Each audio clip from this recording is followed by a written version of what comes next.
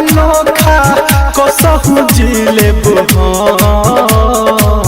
जाता रे तो जो ना रे नइखे कवनो जाता रे तो जो ना रे नइखे कवनो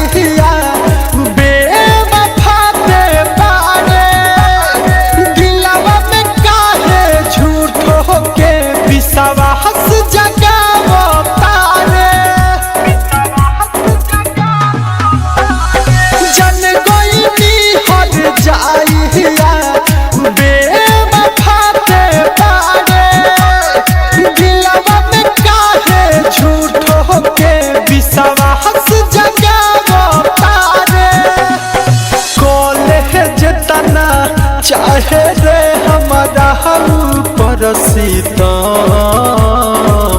जाता रे तो जो ना रे नइखे कवनो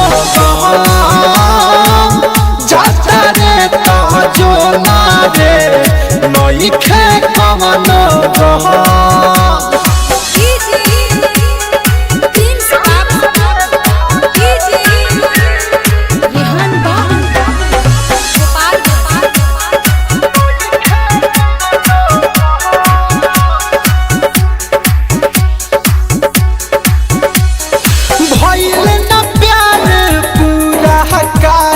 छोड़ती हले ते साथ तोरा बिना जी के देखा दी देखी है दीपकवा से सोना भइल न प्यार पूरा काहे छोड़ती हले ते साथ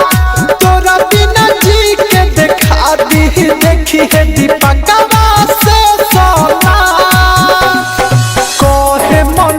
रंजन सहारा दे तू रवि हले भर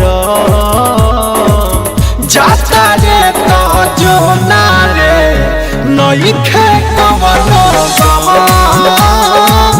जाता रे तो जो ना रे नइखे कवनो